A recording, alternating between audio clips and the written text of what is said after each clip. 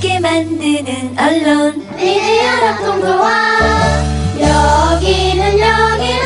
여기는 국민TV. 함께 만드는 언론 미디어 협동조합.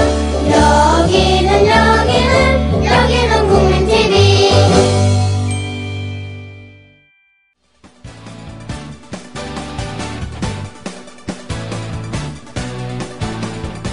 미디어 협동조합 서영석 이사장의 서영석 타임스.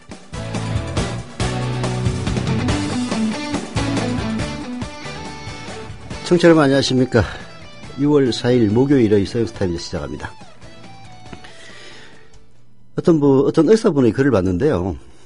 이게 메르스라는 것이 그렇게 호들갑을 떨 병은 아니라는 글을 봤습니다. 물론 그 의사가 이 말이 100% 믿을 수는 없는 것이겠지만은 상식적으로 판단해 볼 때 거의 그런 그럴듯했습니다. 무슨 얘기냐면은 사스든 메르스든 감기의 일종입니다.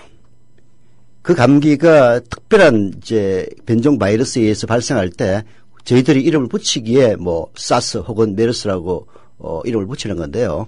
결국은 감기의 일종이라는 겁니다. 매년 철이 바뀔 때 감기 때문에 사망하는 사람들 무지하게 많습니다. 특히 이제 나이 드신 분들이 특히 감기로 사망하는 분들이 많은데요. 근데 사망자의 사망 원인이 감기로 나오지 않는 이유는 감기로 인해서 감기 바이러스에 대한 치료약도 없다고 하지 않습니까? 감기로 인해서 체력이 약화돼서 다른 합병증으로 돌아가셨기 때문에 당뇨 때문에 돌아가셨다, 암 때문에 돌아가셨다 이런 식으로 발병 원인을 기록하기 때문에 감기 때문에 돌아가시는 분은 오히려 상대적으로 적어 보인다. 이렇게 그 의사는 얘기를 했습니다. 메르스 역시 감기의 일종입니다. 감기. 건강한 사람은 걸리면은 한 4날 앓다가 벌떡 일어납니다. 우리 몸의 면역 체계는 바이러스에 대해서 충분히 대처할 수 있는 기능을 갖고 있습니다. 그래서 건강한 젊은 사람들에게는 메르스 환자들도 보면은 이번에 30명 중에서 대부분이 50대, 특히 60대, 70대의 노년층들이었습니다. 그분들은 체력이 약하기 때문에 감기에 걸렸고 그 감기가 재수없게 메르스였던 것뿐이다. 이런 이야기입니다. 그래서 우리 정부의 초동 대처 이것은 세월호 참사 때도 마찬가지로 그야말로 한심무인 지경입니다. 그래서 이명박의 신종플루 때도 그랬고 이명박 구제역 때도 그랬으니까 의뢰 그러기끔이라고 생각하실지 모르겠는데요. 김대중 정권 때는 구제역 때 불과 아주 초동 대처를 철저하게 해가지고 300여 마리 가축을 도축하는 데 그쳤습니다. 이명박 때는요, 그야말로 늑장을 부리다가 300만 마리 이상을 살처분했습니다. 이게 초동 대처의 차이입니다. 사드 때도 옆 나라인 북경에서는 몇백 명이 죽어나갔는데도 한국에서는 단 한 명도 사망 안 했습니다. 근데 박근혜 정권 보십시오. 초동 대처 제대로 못 해가지고 사우디아라비아하고 아랍에미리트를 제외하고는 사망자가 제일 많은 나라, 격리자가 제일 많은 나라가 됐습니다. 이런 초동 대처에는 문제가 굉장히 많이 있습니다만 그 병 자체에 대해서 공포감을 갖거나 두려움을 가질 필요 없습니다. 감기, 공기 전염돼요. 감기 환자 앞에서 콜록콜록 하고 있는데 그래서 저희들이 마스크하고 다닌 것 아닙니까? 감기 옮습니다. 예. 그러나 감기에 옮았다고 죽지는 않아요. 며칠 앓다가 많은 겁니다. 그래서 평소 습관을 운동하는 습관, 그다음에 과식, 폭식, 과음 혹은 과로하지 않는 습관을 지니고 있는 건강한 대한민국의 시민들이라면은 메르스에 그렇게 두려워하지 않아도 됩니다. 이런 공포가 오히려 더 공포를 낳고 그것이 사태를 더 악화시키는 원인이 되기도 합니다. 이제 저희들이 열을 받는 건 이런 거죠. 보건복지부 장관이 기자가 물어보니까 마스크 쓸 필요 뭐까지 있느냐 맞는 얘기입니다. 예. 그러나 어디 갔을 때 공항인가에 갔을 때 마스크 쓰고 탁 나타나가지고 물론 핑계는 마스크 쓰라고 해서 썼다고 하긴 합니다만은 이런 것들이 오버랩이 되면서 저 새끼들 진짜 시원찮은 놈들 이런 이미지를 양산하고 있는 거죠. 저는 메르스 대처 이 정부가 제대로 못한다면 우리 시민들이 나서서 정확하게 그 진실을 알고 그 공포에 전염이 되지 않음으로써 오히려 극복할 수 있다라고 그렇게 생각을 합니다. 메르스가 무섭다고 한들 이명박 박근혜 정권만큼 무섭겠습니까? 더 무서운 거는 이 정권입니다. 보십시오. 메르스 별건 아니라고 합니다만은 초동대처 잘 못해가지고 사람들 결국 2명 죽었습니다. 이 와중에 15일이 지나가지고 뭐 메르스에 대해서 유체이탈 꼭 무슨 논평가처럼 얘기하는 대통령, 게다가 그것도 환자 수도 틀려가지고 나중에 또 그걸 삭제했다면서요. 그리고는 국회법 개정안이 어떻고 하면서 국회의 전쟁을 선포하고 있는 이 박근혜 정권의 후한무치함과 뻔뻔함이 메르스보다도 1000배 만배 더 무서운 겁니다. 서영스타임즈 사실 6월 5일 이번 금요일자로 종방하려고 마음을 먹었습니다. 그래서 9월 달에 이사장을 퇴임하고 나면은 계약에 의해서 프리랜서로 방송을 할까 뭐 생각만 하고 있었는데 이 방송 그만두는 것도 제 마음대로 안 되네요. 그래서 6월 5일 일단 방송 이후에 이 방송을 운영하고 있는 김효진 PD가 결혼 때문에 2주간 휴가를 갑니다. 그래서 2주 동안은 뭐 다른 대타를 데리고 와서 서영스타임즈는 일단 중단하고 다른 방송을 하겠지만은 또 김효진 PD가 복귀하면은 어떻게 할지는 그 사이에 라디오국과 상의해서 재개 여부를 결정하겠습니다. 저도 방송 그만두기 싫어요. 그런데 왜 그만두느냐? 저 좀 빨리 잘라달라고 그러는 겁니다. 예. 그래서 잘리고 나서 사실 뭐 이사장 제 연배에 직장을 갖고 있는 인간들에 비하면은 거의 뭐 한 5분의 1, 4분의 1 급여 받고 있습니다. 물론 저 나이 되면 다 강퇴 당해가지고 놀고 있는 놈에 비해서는 수천만 배, 수억 배 벌고 있습니다. 형편없는 수준이기도 하고요. 엄청나게 크다면 크던 수준이기도 합니다만은 분명한 것은 미래입동주와 국민TV에서는 월급 제일 많이 받는 사람입니다. 그래서 제가 잘리면은 세이브 많이 될 겁니다. 게다가 직원 한 명이 나가면은 기타 비용이 거의 2배 가까이 듭니다. 그래서 큰 도움이 될 겁니다. 우선 내 한 번 바쳐서 재정 형편에 도움도 주고 그리고 저는 나가더라도 철저하게 계약관계에 의해서 방송 계속할 겁니다. 그래서 그만두더라도 미래입동주와 국민TV에 해를 끼치지 않는 그 선례를 제가 만들고 싶다 이런 이야기입니다. 그러려면 나가야 될 것 아니에요. 그래서 6월 6일 임시 대의원총회를 손꼽아 기다렸는데 무산되는 바람에 천상 8월로 밀리게 됐습니다. 그래서 뭐 더 빨리 했으면 좋겠습니다만 그거야 이제 남아있는 사람들이 몫이고 그만두면은 제가 계약에 의해서 방송은 재개할 것이고요. 물론 이제 국민 라디오에서 당신 필요 없어 하면 저는 이제 깨갱하고 찌그러져야죠. 그게 아니라면은 방송 계속할 그럴 생각입니다. 향후 서영스타임즈가 어떻게 될 것인가 물어보는 분들이 많아서 이제 아직 정해진 건 없다. 단 2주 동안은 안 한다. 저도 2주 동안 쪽에서 저쪽 좀 휴가하려고 합니다. 2주 이후에는 어떻게 할 것이냐. 뭐 김효진 PD에 달려 있는 겁니다. 자, 잠시 광고 듣고 시작하겠습니다. 주 기자님, 지난 주말에 콘도 다녀왔는데 진짜 좋았대. 주 기자님은 콘도 회원권도 갖고 있나 봐요? 부럽다. 이번에 회원권 114 거래소에 의뢰해서 싸게 구입했다는데? 콘도 회원권은 비싸지 않아요? 회원권인데? 근데 이 콘도 회원권이라고 다 비싼 게 아닌가 봐. 회원권 114에 알아보니까 종류도 많고 다양한 상품들 엄청 많던데? 그러면 우리도 봄 여행 한번 알아볼까요? 콘도는 회원권 114에서 구입하고요. 02-544-6114번 02-544-6114번 회원권 114는 인터넷과 모바일 앱에서도 검색할 수 있습니다. 콘도 회원권 거래는 회원권 114 02-544-6114번으로 바로 전화해보세요. 지상철 조합원 신청 광고입니다. 강화대교 앞에서 개념 부부가 만드는 개념 곰탕 연지연 곰탕. 연지연이란 가마솥의 장작불로 온종일 구워내는 곰탕을 서로 나누어 이어지는 인연이란 뜻입니다. 연지연 곰탕이 민주주의를 열망하는 조합원 여러분과 국민의 건강을 책임지겠습니다. 곰탕 포장 판매는 한 팩 800g에 7,000원이며 7팩 이상은 무료 배송으로 드립니다.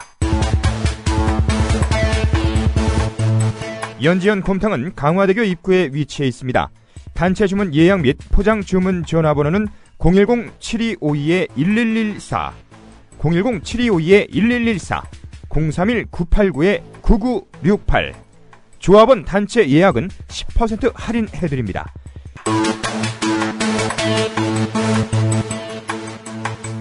포장 판매 금액의 10%는 국민TV 후원금으로 쓰입니다.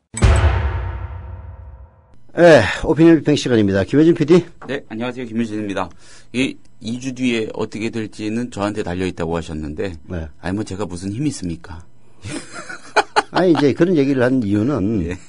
이게 좀 복잡해요. 뭐냐면은, 서영석 타임즈라고 하는 이 포맷은 네. 예를 들어서 뭐 옛날 라디오 비평 같은 경우에는 아나운서 한 명만 있으면은 네. 대충 제가 야 이거 해라 해가지고 하면 되는데 서영석 타임즈는 사실 우리 김효진 PD가 콘티를 짜는 건데 이 콘티를 짜는 사람이 이제 휴가를 가니까 이런 방식으로는 못합니다. 뭐 하려면은 저 원맨쇼를 하면 할 수야 있죠. 네. 근데 지난번에 우리 김효진 PD 없을 때 원맨쇼 해보니까 그렇게 호응도가 별로 좋지 않더라고. 그렇기도 하고, 그래서 이제 2주 휴가 가니까 그 덕분에 저도 2주 쉬는 겁니다. 근데 이제 예. 가다 오면은 뭐 아시겠지만은 우리 김효진 PD는 또 1개월간 또 쉬어야 됩니다. 그래서 이제 이런 것까지 감안하면은 개편 때까지 차라리 그냥 방송을 중단하는 게 낫지 않느냐. 그리고 개편하고 나서, 뭐 재개를 하든지 아니면은 이런 이제 복잡한 사정이 있어가지고 이런 것들이 이제 어떻게 전개되느냐. 이게 뭐 확정된 게 없기 때문에 2주간 쉬는 건 확실합니다. 그러나 그 이유는 어떻게 될지 모르겠다. 그러니까 제 마음대로 방송 안 하겠다고 하면 사실 돼요. 아니, 내가 안 하겠다는데 뭐 어떡할 겁니까? 뭐 쥐가 그만둔다는데 방법이 없는 거하고 똑같은 거예요. 그러나 저는 그만두더라도 이제 뭐 라디오 국장이라든지 이런 분들이 이제 뭐 이래서 뭐 네 방송이 좋아서가 아니라 빼면은 다른 걸 대체해야 되는데 대체하면은 이게 시사 방송은 천상 외부에서 진행자를 데려와야 돼요. 그럼 돈 줘야 됩니다. 그렇잖아요. 돈 드니까 싼 네가 해라 뭐 이런 것 같아요. 이제 제 느낌에는 뭐 이제 그런 취지로 얘기하겠습니까? 감히 이사장한테. 그러나 내가 듣기에는 야, 딴 놈들 데리고 오면은 돈 드니까 네가 좀 해줘. 뭐 그런 얘기입니다. 그래서 제가 뭐 여기 이사장으로 있는 한해는 또 그런 요청을 거부할 수 없는 것 아니에요. 그죠? 그래서 이제 좀 상의를 해서 어떤 방식으로든지 해보겠다. 그래서 이게 뭐 계속 될지 아니면은 다른 방식으로 바뀔지 아니면 개편 때까지 그만둘지 이런 것들은 전혀 지금 결정이 안 된 상태고, 어제 국장회의 브리핑을 외부에 공개해야 됩니까? 국장회의 브리핑 외부에 공개 안 되죠? 뭐, 그렇죠. 네. 외부에 공개 안 됩니까? 설레도 없고. 그래요? 그래서 네. 이제 모르실 겁니다만은 이제 라디오와 또 TV 또 전면적인 개편을 위한 논의 뭐 전체 임직원이 참여하는 TF 구성 이런 것들이 지금 또 진행될 예정이에요.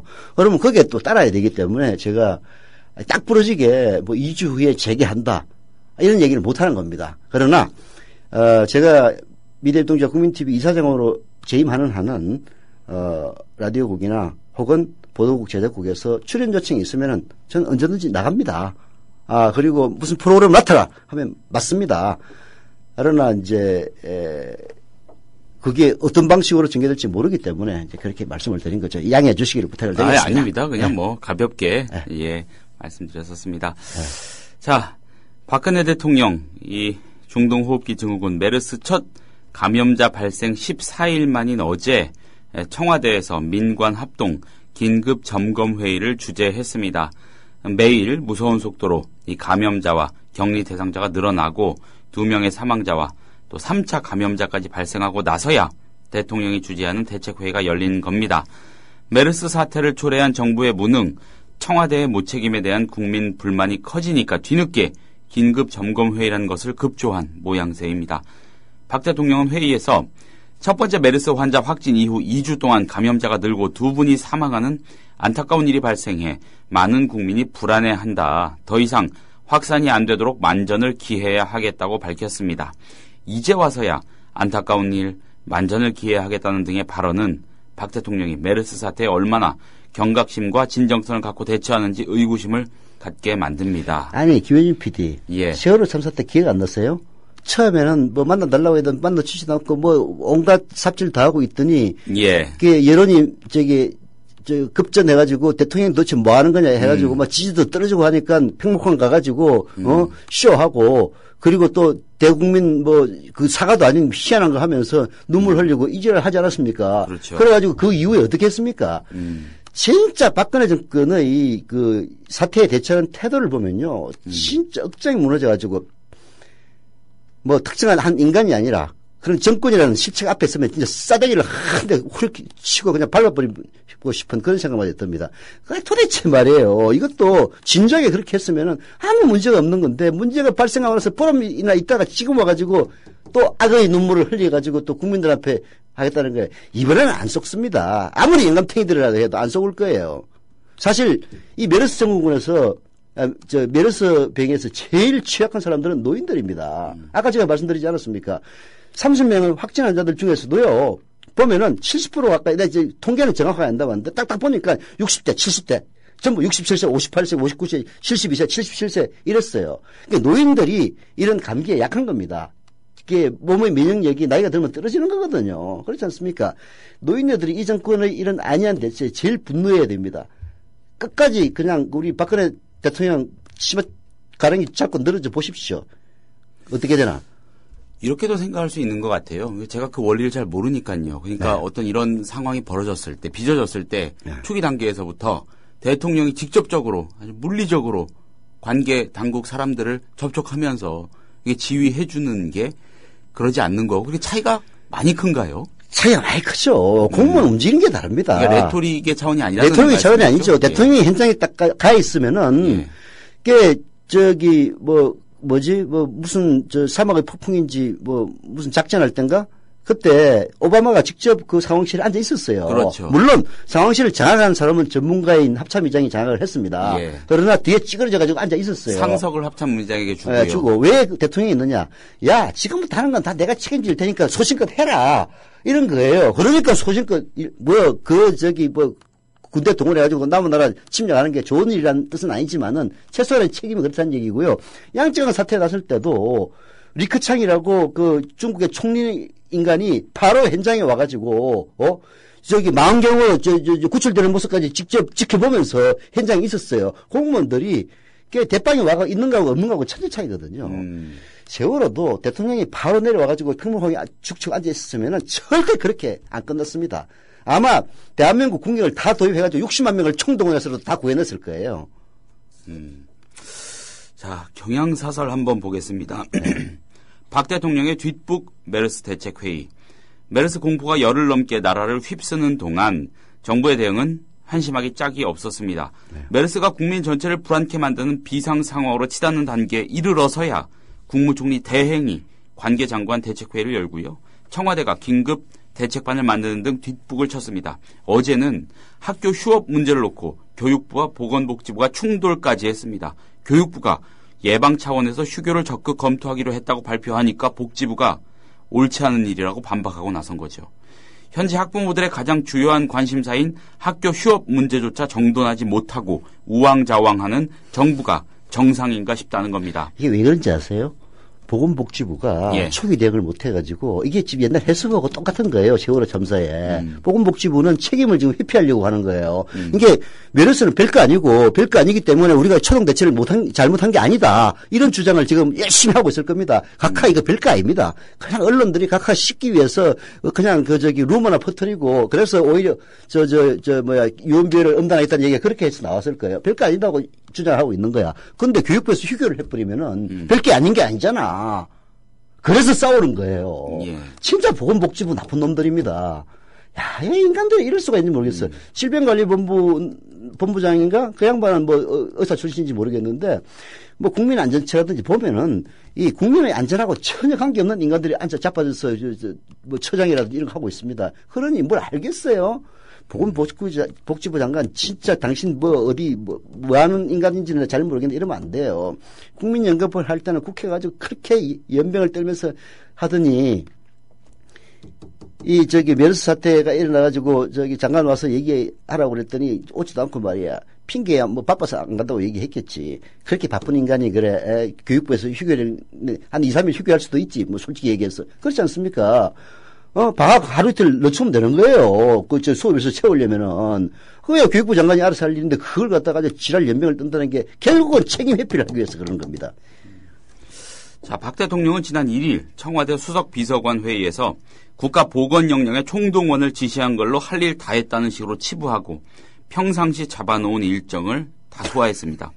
국가적 위기는 뒷전으로 미룬 채 박 대통령과 청와대가 이 기간 가장 골몰한 것은 오로지 국회법 개정안 싸움입니다.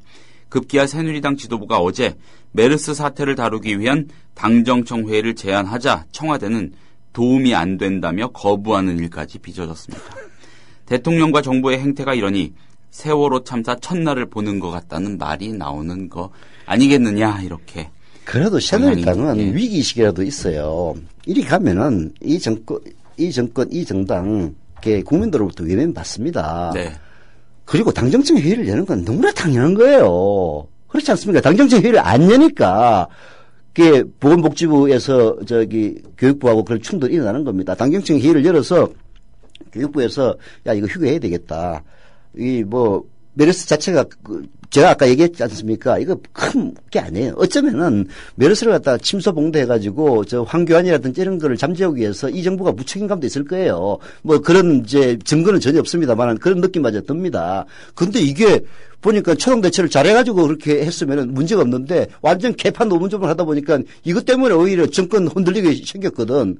이런 상황 아닙니까? 그러면은 당정청 회의를 하는 게 맞죠. 당정청 회의를 하는 거예요. 그래서 휴교해야 되겠다라고 하면은 사실 휴교까지 할 일은 아니지만은 민심을 가라앉히는데 필요하다면은 하루 이틀. 사실 부모들은 세상이 무너지고 하는 거 아무 관심 없어요. 자기 새끼 학교 가가지고 메르스 걸릴까 봐서 걱정하는 겁니다. 왜냐하면 집단이 모이면 위험한 거거든요. 뭐 감기가 그런 거 아닙니까? 감기라는 게 밖에 물론 자기 몸을 제대로 못 해가지고 걸리는 경우도 많이 있습니다만 바이러스니까. 그러나 밖에 나가서 환자들에게 전염되는 경우도 많이 있으니까 걱정해서 그런 거예요. 하루 이틀 아니면 일주일 정도 휴교하고 방학 일주일 놓치면 되는 거지. 자 그런 얘기가 나오면은 보건복지부가 그렇게 할 필요 없다 싸우면은 당에서 무슨 얘기야? 그래서 당이 필요한 겁니다. 당은 민심을 전달하는 창구거든. 여당에서 당정청 회의를 하는 이유가 청와대는 컨트롤을 하고 정부는 실행을 하고 당은 민심을 전달하는 이런 역할을 해요. 이 딱 삼박자가 맞는 겁니다. 그래서 당과 정이 싸우면은 청와대가 조율을 해주는 겁니다. 왜냐하면 청와대는 대통령이 있으니까 대통령 권위로 조율을 해서 이렇게 방향을 잡아가지고 끌고 나가는 거예요. 당정청 회의를 왜 안 합니까? 참 웃기는 인간들이야. 양쯔강 사태 때 양쯔강에 그 관광선 침몰했을 때 리크창이 와가지고 왜 그 망원경 보면서 했을 겁니까? 박근혜 시기면은 밑에 놈들한테 야 철저하게 해. 이거 너들 하면 죽여버릴 거야. 이전을 하고 오늘 골프 치러 갈 일정이 있으니까 골프 치러 가면 되는 거지. 그 얘기 아니에요. 지금 박근혜 대응 방식은. 참. 억장이 무너져가지고 진짜 박근혜에 대해서는 얘기하기도 싫습니다. 요즘은. 대통령이 어떤 사태가 터졌을 때 적극적으로 전면에 나서주는 결정을 하는 게 의전상 아니면 다른 이유로 그렇게 복잡하고 까다로운 일일까요? 또 그것도 모르니까 내부 사정이 그렇다면 또 참 할 말 없는 건데 그런 걸까요? 개인 캐릭터와도 관계가 있을 겁니다. 이게 이런 거죠. 지도자가 국민의 일상에 큰 관심이 있어가지고 사고가 나면은 비서진이 원래 보통 그렇게 돼요. 대통령이 되겠다는 사람은 일반 정치인 출신들이 보통 되지 않습니까? 그렇죠. 박근혜는 정치인 출신이 아니야. 박근혜의 딸이야. 공주님이 된 거야. 그래서 이런 문제가 생기는 건데 보통 정치인 출신들은 국민들의 생활에 지장이 있는 중대한 사태가 일어나면 바로 현장에 달려갑니다. 왜? 정치를 그렇게 해왔으니까. 자, 그렇게 되면은 오히려 비서진들이 각하 얘기까지 갈 필요 없습니다. 이렇게 보통 되거든요. 근데 야 무슨 소리야 까불지 마 가야 돼 해가지고 보통 가고 오바마도 보통 그래요. 비서진들은 여기에 대통령이 끼면은 오히려 문제가 복잡해지니까 끼지 마십시오 얘기하는 게 아마 일반적일 겁니다. 그러나 대통령은 그런 판단은 정무적 판단을 먼저 하는 거니까 야 내가 가는 게 표가 돼 그럼 무조건 가는 거야. 이런 충돌이 일어나거든요. 이게 정상적인 상황입니다. 박근혜 대통령은 정상적인 상황이 아니에요. 비정상입니다. 쉽게 얘기해서 아무 데도 가기 싫은 거야. 어제 외국 가가지고 그냥 패션쇼를 하고 어디 가가지고 대접받는 그런 걸 하고 싶지 진짜 손에 물 묻히고 발에 흙 묻히는 거 하기 싫은 거야. 근본적으로 캐릭터가 저는 그렇다고 봐요. 그러니까 밑에 있는 사람들이 가라고 얘기를 못하는 거예요. 왜? 싫어하니까. 가라고 얘기하면 눈밖에 날 거 아니에요. 각하, 이거는 가야 됩니다. 그리고 이렇게 사태가 이렇게 되면 미국 가는 거 중단해야 됩니다. 이렇게 얘기하는 놈이 있어야 되거든요. 그 얘기하면은, 야, 집 사가지고 집에 가. 이게 박근혜의 대처 방식이란 말이에요. 누가 그런 얘기를 하겠습니까? 딱 봐가지고, 메르스 보고 하는데, 고개 딱 돌리고 이렇게 하고 있으면, 아, 각하 싫어하는구나. 각하께서 이렇게 말씀하셨다로 정리하겠습니다. 보통 그렇게 움직일 거예요. 안 봐도 비디오입니다. 얼마 전에 독일 항공사죠. 네. 예, 루프트한자였던가요? 항공기 사고 났을 때요. 네. 예, 독일의 지도자 메르켈, 프랑스의 올랑드 급거 사고 현장으로 달려와서 나란히 현장을 지휘하던 그 장면 갑자기 떠오르네요. 그러니까 민주주의 국가에서 대통령이 그렇게 할 필요는 꼭 없어요. 아이고, 관료 조직을 뭐 하려 둡니까? 예를 들어서 메르스 사태 같은 경우에는 질병관리본부장이 대처하면 됩니다. 그런데도 불구하고 왜 갑니까? 하는 거는 그런 관료 조직이라는 게 형식적으로 일을 하는 경우가 굉장히 많아요. 그리고 관료들은 책임을 안 지려고 하기 때문에 보세요. 휴교하자고 그러니까 자기 책임 안 지려고 이거 별거 아니다고 주장해서 보건복지부에서 당장 반대하지 않습니까? 그래서 국민을 직접 투표를 뽑은 지도자가 나서는 겁니다. 그래서 나서면은 밑에 있는 놈들이 속으로 그냥 뒤집어지더라도 최고 대빵이 와서 하니까 할 수 없이 하는 거예요. 그리고 챙기니까 빨리빨리 돌아갈 수밖에 없는 겁니다. 사고 같은 거는 예를 들어서 1분, 2분 다투는 거 아닙니까? 그렇죠. 1분을 먼저 함으로 사람이 10명이 살 수도 있는 것이고 1분이 늦어가지고 살 10명이 죽을 수도 있는 거란 말이에요. 그래서 지도자들이 가는 겁니다. 아니면 메르켈이나 올랑드가 바보 병신이라서 박근혜만큼 못해가지고 그러면은 그게 앞장서서 가겠어요? 그렇습니다. 자, 관련이 되는 이야기입니다. 국회법 개정안 얘기인데 네. 바로 넘어가 보죠. 관련해서 흥미로운 칼럼 한 편이 실려 있어서 소개를 해드리려고 합니다. 한겨레 오늘자 이 김종구 칼럼에 김종구 논설위원이 게재한 글이고요. 네. 국회법 논란 둘러싼 얘기입니다. 제목은 말 같지 않은 말들이 춤추는 세상입니다. 주로 이번 논란에 대해서 청와대가 국회를 공격할 때 동원한 그 수사들을 반박하는 내용입니다. 김정구 논설위원도 진짜 독설가야. 뭐라고 한번 했는지 한번 들어봅시다. 국회법 개정안을 둘러싼 작금의 혼란상은 말이 바로 서야 나라가 바로 선다는 말의 중요성을 다시금 일깨워 줍니다. 휘어지고 뒤틀린 언어, 회칠과 분칠을 한 언어, 가면을 뒤집어 쓴 언어들이 어지럽게 춤춥니다. 한마디로 말 같지 않은 말들이 곳곳에서 굉음을 내고 있습니다. 가장 기초적인 용어인 행정입법이라는 말부터 그렇습니다. 청와대가 행정입법의 권한을 침해하는 거다 이러면서 국회법 개정안 공격하고 있지 않습니까?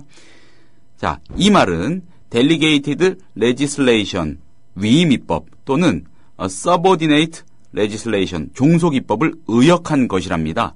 현실적으로 위임된 입법 업무를 주로 수행하는 기관이 행정부라서 그런 번역이 나온 듯하지만 용어의 뉘앙스는 천양지차입니다. 행정입법이라는 말은 마치 행정부가 고유의 독자적인 입법 기능을 갖고 있는 듯한 착시 현상을 불러일으킵니다. 입법 독자라는 말도 썼죠. 네. 입법 독자라는 말의 허황됨, 이건 언론이 썼다고 하는 게 엄밀히 맞겠네요. 입법 독자라는 말의 허황됨은 더 심각하답니다. 영문 표현으로는 legislative dictatorship, 입법에 의한 독재 내지는 parliamentary dictatorship, 의회 독재쯤이 되겠으나 유감스럽게도 이 말은 사실 다수당의 횡포를 뜻하는 거랍니다. 영국의 정치인인 퀸틴 호그가 1976년 BBC 방송에 나와서 언급한 뒤에 자주 인용되는 선출된 독재, elective dictatorship이란 말이 있으나 이것 역시 하원의 다수당이 내각에 대한 통제력을 잃으면서 내각의 폭주가 일어나는 현상을 가리킬 뿐 보수 언론들이 말하고 싶어하는 입법 독재와는 거리가 멀다고 합니다. 오히려 이 용어는 수직적 당청 관계 속에서 여당이 통법부 선봉에서는 우리 현실에 더 적합한 말입니다. 식물정부라는 말은 또 어떻습니까? 국회 선진화법을 헐뜯으면서 줄곧 식물국회를 비판하던 사람들이 식물정부까지 운운하는 것을 보면 드디어 우리나라가 명실상부한 식물공화국이 될 모양입니다. 식물이라는 말이 나왔으니 한마디 덧붙이자면 시행령을 가지고 교묘한 장난을 하는 행정부의 행태는 지극히 동물적입니다. 권력의 뜻을 살피려고 눈알을 번뜩이고 정치적 후각을 발동해 코를 벌름거리고 마음에 들지 않는 집단을 물어 뜯으려고 이빨을 드러내는 모습이 영락없이 동물의 그것입니다. 국회법 개정을 촉발한 세월호 특별법 시행령에 대한 정부의 농간을 보면 그림이 더 선명하게 그려집니다. 이 모법에 아무런 위임 규정이 없는데도 진상조사의 핵심 업무를 조사 1과에 몰아주고 과장을 검찰 공무원으로 임명토록 한 의도는 자명하죠. 세월호 참사 진상규명의 초점은 결국 청와대를 비롯한 정부의 초기 대응 부실에 집중될 수밖에 없고 그 줄기를 따라가다 보면 필연적으로 7시간 미스터리 등 박근혜 대통령 문제와 맞닥뜨리게 된다. 어떻게든 그것을 피해보자는 거 아니겠냐. 이게 오늘 김종구 논설위원의 독설입니다. 아이고, 구구절절 옳은 말이죠. 너무 어렵게 얘기했다, 근데. 근데 또 우리나라 사람들은 또 이렇게 어렵게 얘기하는 거를 좀 있어 보인다고 생각하니까 자연히 논설위원들은 이렇게 글을 쓸 수밖에 없는데. 예. 한마디로 얘기해서 청와대가 얘기했던 이해 독재, 입법 독재라든지. 예. 식물 정부가 된다는 얘기는 한마디로 개소리라는 얘기입니다. 한마디로. 이걸 이렇게 복잡하게 얘기한 거예요. 진짜 내가 들을 때도 멍멍 짓는 개소리보다 못한 글로 들리더라고요. 야, 이 새끼들아, 진짜 니들이 아무리 얼굴이 두꺼워도 진짜 유만무동이지. 어떻게 그런 말을 찌그리나. 그러니까 하도 어이가 없으니까 이 말이 진짜로 이론적으로 뭘 뜻하는 건지를 구구절절 설명을. 이제 적반하장도 이건 진짜 이 행정부의 행태를 보면요. 이 적반하장은 박근혜를 닮은 겁니다. 대통령이 그러니까 밑에 있는 공무원들도 그렇게 적반하장으로 나오는 거예요. 왜냐하면 공무원들 대통령에 맞출 수밖에 없으니까. 그래서 한마디로 개소리 하고 있는데, 야, 이 개소리 하지 말아라는 얘기를 이제 김종구 논설위원이 이렇게 썼는데요. 저는 세월호 참사 진상규명의 초점 부분으로 필연적으로 7시간 미스터리와 맞닥뜨리게 되는데 그걸 피해보자. 이제 이런 얘기를 하지 않았습니까? 예. 저는 그 7시간 미스터리가 우연이라고 저는 처음에 생각했어요. 참 재수 없게 그때 뭔가를 했는데, 그게 그때 마침 그 일이 일어나가지고, 박근혜 대통령이 사실 별거 아닌 일인데도 불구하고. 좀 난처하게 됐다. 이제 이렇게 생각을 얼핏 했거든요. 근데 이번에 메르스를 대처하는 태도를 보니까 이건 버릇이에요. 버릇이야. 이게 말하자면은 머리 아픈 일을 하기 싫은 거야. 머리 아픈 일을. 아니 예를 들어서 수출이 잘 되고 있습니다. 수출 유공자 지금 훈장을 수여해야 됩니다. 아이고 경제가 잘 잡혀가지고 지금 재정경제부에 상장을 수여해야 됩니다. 그런 거라면은 아이고 아무리 바쁜 일이 있어도 하지. 근데 지금 사고가 나가지고 사람들이 죽어가고 있습니다. 또 질병이 발생해가지고 대한민국이 안오미 상태에 있습니다. 이런 데 대해서는 아예 그냥 머리를 쓰기가 싫은 거야. 그러니까 외면을 하면은 이게 정상적인 소통의 아래위가 되는 대통령의 경우에는 밑에서 진언을 합니다. 이거 골치 아프더라도 꼭 처리해야 됩니다. 이거 잘못하면은 당해도 누가 되고 우리 다음에 또 정권 가져와야 되는데 또 차기에 누가 될지 모르겠지만 그 사람도 큰 부담을 지게 됩니다. 그래서 이건 각각해서 좀 피곤하시더라도 적극적으로 챙기셔야 되고 당장 질병관리본부를 방문해가지고 대통령이 직접 자리를 차고 앉아서 얘기를 하면은 전 부서가 사실 실제로 그렇거든요. 질병관리본부에 대통령이 앉아가지고 메르스 상황을 설명하고 장악을 하면은 아마 일사불란하게 움직일 겁니다. 그렇게 해야 됩니다. 이 얘기를 하는 게 보통의 대통령이거든요. 박근혜는 보통 대통령이 아니에요. 그런 얘기를 아무도 못 하는 겁니다. 그냥 뚱한 얼굴을 고개 싹 돌리고 있으면은 각하 싫어하시는 모양이다. 알아서 기기 시작하는 거예요.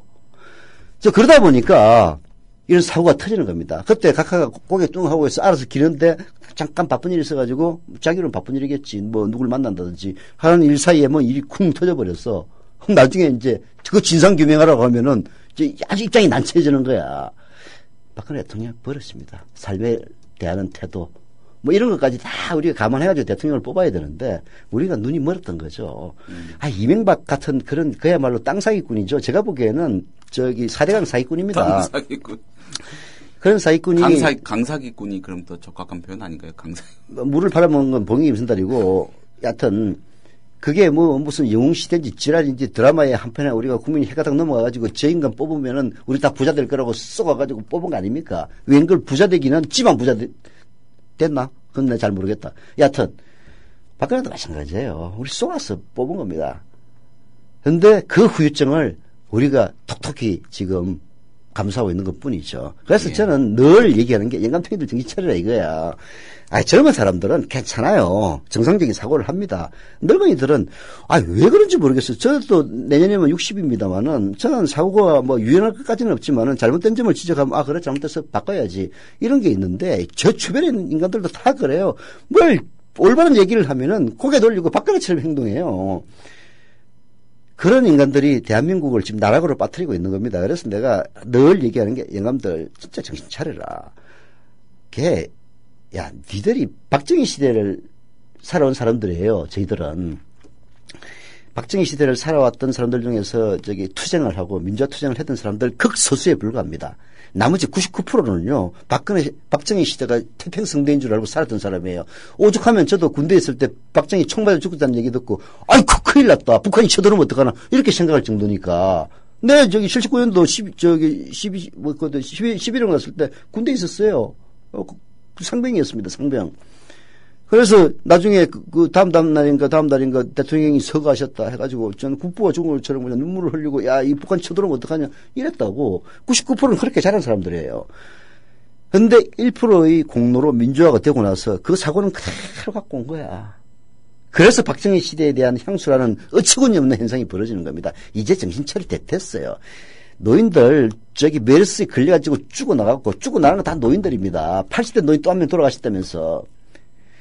이게 감기이기 때문에 그런 거예요. 감기 걸리면은 환절기 때 노인들 돌아가실 때 되게 환절기에 다 돌아가십니다. 계절이 바뀔 때. 그때 감기에 제일 취약하잖아요. 감기 걸려야 돌아가시는 거예요. 그러면 지병이 있으면 합병증으로 돌아가시는 거지. 영감탱이들 정신 차리세요. 영감탱이들이 정신을 5%만 차려도 대한민국은 제대로 됩니다. 그래서 그 5% 정신 차리라고 제가 얘기하는 거예요. 나머지 95% 정신 안 차리는 영감탱이들 관심 없어. 5%만 정신 차리면 대한민국 바뀝니다. 예. 자, 다음 토픽도 또 뭐 그런 겁니까? 연결이 또 됩니다. 어떻게? 자, 이 국회법 개정안을 둘러싼 청와대와 여당, 또 여당 내 친박 비박 갈등이 연일 이어지고 있습니다. 네. 새누리당 친박 의원들이 유승민 원내대표의 퇴진을 공개적으로 요구하자 비박 의원들이 일제히 유 원내대표를 감싸고 나섰습니다. 어제 상황입니다. 또 청와대가 공무원연금법 개정을 포기하는 한이 있어도 야당 요구대로 국회법을 개정해서는 안 된다는 뜻을 유 원내대표에게 전한 것으로 밝혀져서 친박계의 눈길을 더욱 차갑게 했습니다. 유승민이 참 진짜 뭐라 그럴까 참 기분 묘하게 했어요. 왜냐하면은 유승민은 원래 친박입니다. 그렇죠. 그렇잖아요. 박근혜 옛 의원의 경제 과외교사 뭐 이런. 그 친박도 아주 오리지널 친박이었어요. 그 아버지가 유수 의원이라고 대구에서 유명한 꼴통입니다. 뭐 돌아가신 분에게 꼴통이라고 해서 유승민 의원 기분 나쁠지는 모르겠는데 뭐 기자로서 저기까지 뭐 기자로 볼 때 참 대구 의원들 꼴통들 많았어요. 유수 의원 꼴통이라는 게 꼭 나쁜 뜻은 아닙니다. 여하튼 아주 친박이었죠. 김무성도 역시 마찬가지입니다. 아주 오리지널 YSK에서 전향한 최고의 친박이었죠. 그러나 박근혜와 결별을 한번 한 적이 있고, 제가 봐도 결별하겠어요. 민주주의 시간은 좆도 없다고 지금 그때 김무성이 나가면서 기자 인터뷰했을 때 그 얘기를 했지 않습니까? 여하튼 김무성이를 일단 빼고 유승민 같은 경우에는 원래 친박이었는데, 진박이 안 된 이유는 아마 말이 안 통하니까, 말이 안 통하니까 돌아섰을 거예요. 돌아서가지고, 나름대로 당정청 조율을 해가면서, 국회법 개정안도 했지. 유승민이가 무슨 간땡하게 부어가지고 청와대하고 조율 안 하고 했겠습니까? 조율은 그렇게 됐는데, 대통령한테 보고하는 과정에서 대통령이 노 하니까, 조율했던 놈들이 비겁하게 유승민한테 뒤집어 씌운다고 저는 봐요. 그건 원리상 그럴 수밖에 없습니다. 유승민이가 무슨 독립투사라고 청와대나 당에 아무 조율도 없이 법을 개정했겠어요. 법 개정에도 아무 문제 없다. 그거는 유권에서도 다 받았을 겁니다. 그렇게 해가지고 오로지 대통령이 이거 아니다라고 하니까 전부 일제히 갑자기 표현해가지고 유승민을 지금 조지고 있는 거 아니에요. 근데 옛날에 이명박이하고 싸울 때 신이였던 지금의 비박들이 자기를 옹호해주고 있으니까 얼마나 기분이 묘하겠습니까? 참 세상이 내가 봐도 좀 웃깁니다. 한마디로 웃겨. 예. 근데 이게 공무원연금법 개정을 포기하는 한이 있어도 국회법 개정은 안 된다는 뜻을 유 원내대표에게 청와대가 전한 것으로 밝혀진 거. 요것도 앞으로 좀 나름대로 좀 논란이 커질 수 있는 대목인 것 같고요. 아무튼 네. 어제 열린 최고중진연석회의에서도 국회법 개정안의 문제의 해법과 또 유 원내대표의 거취 문제를 두고 이견이 분출해서 당 지도부조차 갈피를 잡기 어려운 상황으로 치닫고 있습니다. 한국일보 사설 좀 보겠습니다. 지금 여권이 내부 갈등으로 시간 보낼 때인가? 여권 내부에 복잡하게 얽힌 갈등이 가닥을 잡지 못한 채 이렇게 마구 표출되는 사태는 그 자체로 크게 걱정스럽습니다. 무엇보다 메르스 확산으로 국민 불안이 큰 상황입니다. 국가적 대응체제 정비에 힘을 모아도 메르스 불안의 조기 해소를 장담하기 어려운 마당에 여권이 집안 싸움에만 매달린 듯한 모습은 볼썽사납습니다. 내부 갈등을 더 이상 확대해서는 안 된다는 점에서 우선 청와대와 친박부터 유 원내대표에 대한 공세를 중단해 마땅합니다. 청와대와 여당은 아무런 사전 의견 조정 없이 국회법 개정안이 그대로 정부에 송부돼 박 대통령이 거부권을 행사하게 될 경우에 엄청난 정치적 혼란부터 상상해보길 바란다는 겁니다. 법안이 국회에 환부되면 재상정을 위한 절차에서부터 여야와 여당 내 의사충돌이 빚어질 게 뻔합니다. 진통 끝에 본회의에 상정돼 표결에 붙여질 경우에도 재의결되든 부결되든 청와대나 여당 모두의 회복 불능의 정치적 타격을 안기기 십상이겠죠. 그 타격이 어느 쪽에 쏠리든 박근혜 정부의 국정 주도권은 껍데기만 남게 되고 정부와 동전의 양면을 이루는 여당의 의정 주도권도 희석됩니다. 지금 식물 국회니 식물 정부니 싸우지만 그때는 두 가지가 함께 현실이 되고 그에 따른 총체적 국정 마비의 피해는 고스란히 국민 몫으로 돌아올 것이라는 게 한국일보의 예측이자 분석입니다. 예, 공감이 많이 됩니다. 오늘 이 사설은. 예. 아휴, 이 모든 게 어디서 문제가 비롯됐겠습니까? 박근혜한테서 비롯되는 거예요. 예, 나는 뭐 사실 여당의 그 컴컴한 집구석 관심도 없고 들여다보지도 않았지만은 이게 제가 오랫동안 정치권을 취재한 경험에 비춰보면은 당이 말하자면은 청와대와 행정부를 무시하는 경우는 임기 말 딱밖에 없어요. 선거가 있을 때. 지금 예를 들어 총선을 해야 되고 대통령 선거를 해야 되는데 오히려 청와대나 청와대의 대통령이 걸림돌이 되는 경우가 있거든요. 그 대표적인 사례가 저기 노무현 정부 말기에 정동영입니다.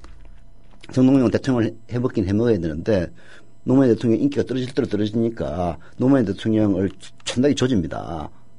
참 정동영도 보면 그냥 뭐 정치적으로는 어쩔 수가 없는 거예요. 자기가 살아야 되니까. 정동영이 조지면은 이제 근데 그 효과는 별로 없어요. 아니 노무현 정부에서 하고 싶은 거 다 해놓고 지금 와가지고 공동 책임을 져야 될 인간이 대통령 욕하고 있으니까 사람들이 정상적인 사람이면 정동영이 그래 욕한다고 잘한다고 하겠습니까? 에도 불구하고 정동영으로서는 임기 말에 청와대를 부인하지 않으면은 그게 지지도를 이제 얻기가 힘드니까 그런 일이 벌어지는 거예요. 마찬가지로 그때는 당정청 교류도 제대로 안 됩니다. 당은 당대로, 청와대는 청와대대로, 뭐 청와대는 이제 임기 말 마치기 위해서 뭐 그냥 일하고 이런 식으로밖에 안 되는 거거든요. 근데 지금은 이제 임기 중반을 지금 막 돌아설 타이밍이에요. 그리고 박근혜의 통치 스타일 자체가 공포 정치입니다. 까불면 바로 아웃이야. 이런 상황에서 유승민이가 무슨 간땡이가 팅팅 부었다고 게 행정부와 청와대 논의 없이 이 일을 했겠습니까? 저는 분명히 논의를 했다고 봅니다. 논의를 했죠. 논의를 해서 논의는 이제 이 밑에서 그 실무적인 논의가 진행될 때는 합리적으로 논의가 진행이 돼요. 국회법 개정안 이거 사실 해수부 해도 너무한 거다. 이거는 누가 봐도 욕먹을 짓을 했다. 오로지 뭐 대통령에게 누를 끼치지 않기 위해서 했지만은 그래서 욕을 먹고 있으니까 이런 것들은 통제할 필요가 있다. 우리가 야당이 될 경우에도 생각을 해야 되지 않겠느냐. 이렇게 합리적으로 얘기가 진행되다 보니까 그리고 그거 사실 실제로 저기 바꾸라고 해도 강제 사항이 아니기 때문에 정부에서 모른 척하고 지나가 버리면 고만이다. 이게 우리가 소리날 게 뭐가 있느냐. 대신 이거 해주면은 공무원연금부 합의 통과시켜주겠다고 하지 않느냐. 분명히 그렇게 설득을 했을 거예요. 그러니까 다 그럴듯하니까 합리적인 설득이니까 넘어가가지고 그래 하고 자 하자 하고 됐을 거예요. 그때 박근혜 자고 있었습니다. 왜 심야에 이 일이 벌어졌으니까 아침이 됐어요. 보고했을 겁니다. 박근혜 대통령 이거 안 돼 하니까 모든 게 이제 원위치 한 거예요. 그 사이에 모든 논의 자체가 아니 대통령이 안 돼 하니까 그러면 정상적인 정권이라면은 안 되는 게 아니라 됩니다. 라고 누군가 얘기를 해야 되거든요. 안 돼 하면 끝이야, 그걸로. 뭐, 어떤 수많은 놈들이 모여가지고 머리를 싸매서 합리적인 결론을 도출해도 박근혜가 안 돼 하면 끝나는 거야. 자, 그러려면 누군가 희생양이 있어야 될 거 아니에요. 전부 유승민한테 뒤집어 씌우는 거야. 유승민은 억울하죠. 아마 유승민이가 진짜 당 깨고 나갈 생각이 있으면 다 얘기해 버릴 겁니다. 야, 이 새끼들아, 사전에 논의할 때는 다 된다고 하지 않았느냐. 대통령이 안 된다고 그러니까, 안 된다고 그러면 된다고 얘기를 지금 진언을 해도 마땅할 판에 나한테 뒤집어 씌워. 분명히 글이 나올 거예요. 이거는 논리적으로 그럴 수밖에 없는 사안이에요. 유승민이가, 당과 청와대를 제끼고 지 맘대로 할 리가 있습니까? 상식적으로 생각을 해보세요. 내가 박근혜인데 우리 김현진 PD가 유승민이라고 생각해가지고 이런 중요한 문제를 나한테 우리 각하는 주무시고 계시니까 감히 잠을 못 깨가지고 그 밑에 내시더라고 상의 안 하겠어요? 했지? 그리고 오늘 아침 신문들, 조간신문들의 보도를, 조간신문들이 보도를 한 걸 보니까는 1998년에 박근혜 의원이던 시절에 당시 안상수 의원이 대표 발의한 거에 공동 발의한 그것도 당시 야당, 한나라당 의원들만 지금처럼 여야 같이 한 것도 아니고요. 이게 공동 발의한 그런 법안이 있습니다. 그게 뭐냐면은 국회 선진화법? 아니요. 그러면 지금의 국회법 개정안보다 더 강하게 행정입법을 견제하는 법안입니다. 그러니까 이번에는 아까 말한 그 중요한 포인트인데, 그러니까 만약에 국회가 시행령에 대해서 딴지를 걸어도 어찌저찌해서 그냥 모른 척하면 또 어찌할 수 없는 거잖아요. 강제성의 정도가 논란이 되는 건데 그 당시에 박근혜 대통령이 같이 발의했던 그 공동 발의 법안은 이번보다 훨씬 더 강해요. 그러니까 문제를 걸면 어떻게든 처리를 해줘야 되는 거예요. 그러니까 더 강한, 강제성이 더 강한 법안이었어요. 그러니까 이 인간들, 특히 박근혜는 보면은 변속할 때하고 변속 나올 때하고 철저하게 다른 인간이에요. 그리고 새누리당도 마찬가지입니다. 새누리당 유승민이가 이렇게 하니까 좋은 정당인 줄 알아? 이들 큰 나쁜 놈들이야. 국회 선진화법도요. 자기들이 그때는 총선 때 분위기가 안 좋아가지고 자기 야당 될지 몰랐습니다. 야당 될 가능성이 매우 높았습니다. 다수당을 잃을 가능성이 높았어요. 그래서 국회 선진화법을 지들이 발의한 거예요. 자기들이 발의했다고. 진짜 기가 막혀가지고 자기들이 야당 될 것 같으니까 국회 선진화법을 만들어가지고 과반이 아니라 10분의 6인가가 7인가가 찬성하도록 법을 바꿔놓은 거예요. 인사청문제도도 참여정부 때 지들이 만들어 놓은 거야. 확대시켜 놓은 거잖아요. 자기들이 야당일 때 야당 될 것 같아서 만들어 놓고 여당이 돼버린 거야. 에이, 나쁜 새끼들. 진짜 나쁜 놈들 아니에요? 어떻게 그럴 수가 있냐고. 지들이 야당일 때는 이번 국회법 개정보다 훨씬 더 정부에서 시행령으로 장난칠 걸 막기 위해서 지들이 야당이 계속 할 것 같았으니까 자기들이 여당 되라고 생각 안 한 거지. 전부 그런 식이야. 전부 그런 식이에요. 솔직히 다음 총선에서 야당이 될지 여당이 될지 다음 정권이 바뀔지 누가 알아. 그러면은 누구에게도 이로움이 없는 쪽으로 만드는 게 제일 좋은 거거든요. 그게 공정한 겁니다. 누가 이로우면 곤란하거든. 그렇잖아요. 그렇게 만들자고 한 게 사실은 이번에 국회법 개정 그것도 강도를 매우 약하게 만들어 놓은 것이 불과한데, 유승민이가 대통령이 그렇게 공무원 영어법을 처리하라고 하니까, 그러면은 이 정도는 들어줘도 되지 않겠냐 해가지고 했을 거 아니에요. 그리고 유승민이가 그거 하는데 틀림없이 청와대 하다못해 전화를 걸어서라도 자문을 구했을 겁니다. 그 전화 받았던 놈은 진짜 나쁜 놈이에요. 왜 입 닫고 있는 거야? 유승민이가 뭘 잘못했어? 청와대가 논의 안 했다고? 웃긴 소리하고 자빠졌네. 상식적으로 생각을 해봐. 안 했을 리가 있나? 이런 데서. 물론 유승민은 좀 자유로워요. 선출직이니까. 원내대표는 선출직입니다. 임명직이면은 진짜 안 했을 리가 없는 거지. 자, 잠시 전하는 말씀 듣고요. 숨을 좀 고르고 다음 토픽 가보겠습니다. The American people realize that this cannot be made a fight. Our working thesis tonight is this quotation. If this fight against communism is made a fight between... 안녕하세요. 뉴스K 앵커 노지민입니다. 제 앵커석 옆에는 4명의 언론인 사진이 걸려 있습니다. 이 중 한 사람인 에드워드 머로우는 메카시즘의 광기를 끝낸 용감하고 양심적인 기자로 기록됩니다. 숨죽여 있던 미국의 지성을 일깨운 계기였습니다. 어느 누구는 뉴스 앵커가 특정한 주장을 펼치는 것이 점잖지 못하다고 지적합니다. 하지만 시시비비를 가리는 것은 언론인의 사명입니다. 뉴스K가 그 사명을 일깨우면서 한국 언론을 선도하겠습니다.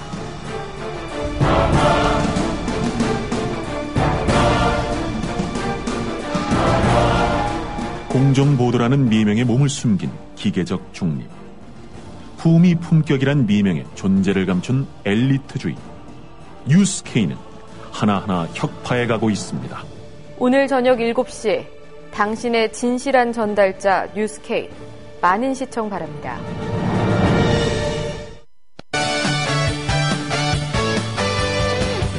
지금 여러분께서는 관록의 정치기자 서영석 미디어 협동조합 이사장이 진행하는 서영석 타임즈와 함께하고 계십니다.